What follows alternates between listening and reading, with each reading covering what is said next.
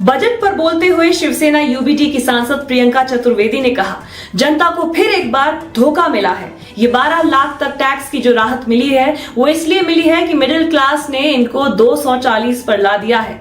Sir, वित्त मंत्री का लगातार ये 8वां बजट है, उन्होंने पेश किया है, मैं उनको बधाई देना चाहूंगी।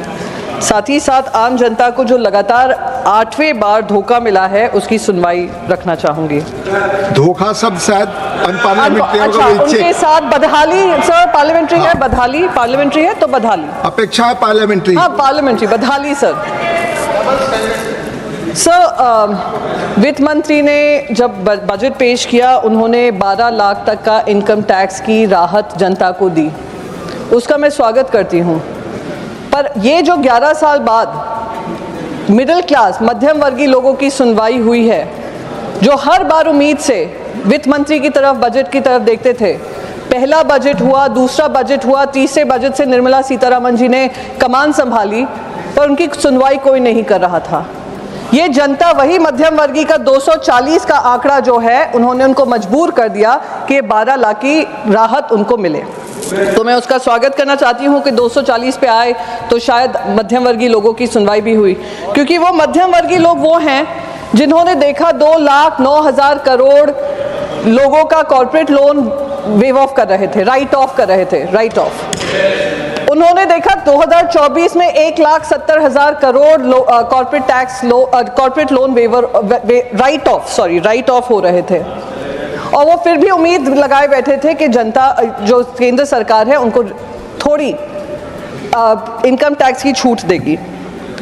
फिर उन्होंने देखा हाई नेटवर्थ इंडिविजुअल्स देश छोड़कर बाहर जा रहे हैं, फिर भी वही मध्यम वर्गीय लोग हैं जो उम्मीद की आस लगाए बैठे, तो आज उनकी सुनवाई हुई है, मैं उसका स्वागत करती हूँ। प्रियंका चतुर्वेदी ने आगे कहा, बजट का एलोकेशन चुनाव के हिसाब से हो रहा है, महाराष्ट्र को पैसा नहीं मिल रहा है और बिहार के लिए घोषणा हो रही है। सर, मैं महाराष्ट्र से आती हूँ। महाराष्ट्र में जो हम हर 100 रुपये का योगदान केंद्र में डालते हैं, हमें सिर्फ 7 रुपये वापस मिलता है। मुझे उसका कोई दिक्कत नहीं है, पूरा देश प्रगति करे और महाराष्ट्र के जो टैक्स कलेक्शन होता है, डायरेक्ट टैक्स कलेक्शन होता है, उससे पूरे देशवासियों को फायदा मिले, विकास हो, प्रगति हो, उससे हमें कोई हर्ज नहीं है।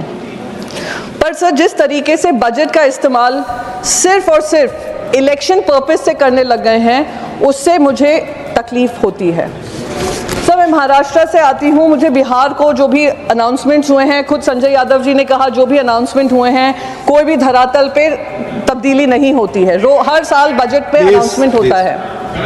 प्लीज तो आप करेक्ट कर देना जब आपका समय आए। सर, उन्होंने इस बजट में न्यू कनाल प्रोजेक्ट्स अप्रूव किए हैं बिहार के लिए।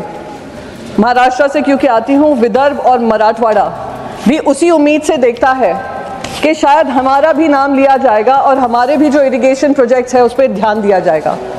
2022 में ऑफिशियल्स के आंकड़े थे कि करीब 43,500 करोड़ का इरिगेशन सपोर्ट चाहिए करीब 100 प्रोजेक्ट्स कंप्लीट करने के लिए, क्योंकि इलेक्शन का साल था पिछला साल।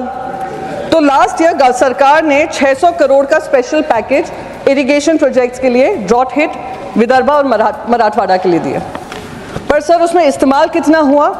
सिर्फ उसमें से इस्तेमाल हुआ 30%, 400 करोड़ जो रिवाइज्ड एस्टिमेट है, और इस टाइम पे कोई ज़्यादा एलोकेशन हुआ ही नहीं है। ये महाराष्ट्र के साथ इस तरीके का बार बार भेदभाव होता है। क्या महाराष्ट्र के किसान देश के किसान नहीं हैं? क्या महाराष्ट्र के किसान ने भी अपना खून पसीना नहीं बहाया है? जैसे आपका जो टैक्स कलेक्शन होता है जीएसटी के माध्यम से, डायरेक्ट टैक्स में तो जो देते हैं, जो इनडायरेक्ट टैक्स जीएसटी के माध्यम से हर वर्ग देता है, उनको राहत मिले। सर, एक और आंकड़ा पेश करना चाहूँगी। नागपुर का नाग रिवर है, जिसमें पोल्यूशन अबेटमेंट के लिए एक प्रोजेक्ट के लिए 500 करोड़ का बजट एस्टिमेट 2024 में किया गया फाइनेंशियल ईयर, और उसमें प्रोसीजरल डिलेज की वजह से सिर्फ 6 करोड़ अलॉट हुए और इस्तेमाल हुए। और अब जो नया बजट आया है उसमें सिर्फ और सिर्फ 300 करोड़ उनको दिया गया है। सर, मखाना बोर्ड की बात हुई, इंस्टीट्यूशनल एड्स की बात हुई, फूड टेक्नोलॉजी इंस्टीट्यूट की बात हुई, increasing seats in IIT Patna की बात हुई, national institute of industrial engineering Mumbai को आईआईएम बना दिया है, पर उसके लिए बजट का कोई आवंटन नहीं किया गया है। क्या महाराष्ट्र सिर्फ एक राज्य हो गया है जहां से पैसा लिया जाएगा पर वहां पर पैसा किसी तरीके से इक्विटेबल मैनर में वापस नहीं किया जाएगा? हमारे जब वित्त मंत्री अजीत पवार जी होते थे, जब हम महाविकास आघाड़ी में थे, वो बार बार जीएसटी काउंसिल में जो महाराष्ट्र का जीएसटी रेवेन्यू आना था वो नहीं दिया जा रहा था, उसके बारे में आवाज़ उठाते थे, पर कहीं ना कहीं वो भी अब शांत हो गए हैं क्योंकि अब वो वहाँ से वित्त मंत्री बन गए हैं। सर, लाड़की बहन योजना की बात मैंने पहले भी कही थी कि इलेक्शन से सर लास्ट मिनट, एक ही मिनट और लूंगी, then I will wrap up sir. एक ही minute sir, 1 minute, I will conclude sir. Ladki Bahin Yojana में भी 60 लाख महिलाओं को उससे अब वंचित किया जा रहा है। साथ ही साथ जो स्कीम्स अनाउंस की थी उनको भी खत्म करने का काम किया जा रहा है। तो ये देश के साथ, महाराष्ट्र के साथ नाइंसाफी है सर। इन्हीं शब्दों के साथ मैं अपनी बात को खत्म करती हूँ। Thank you so much. जय महाराष्ट्र, जय हिंद।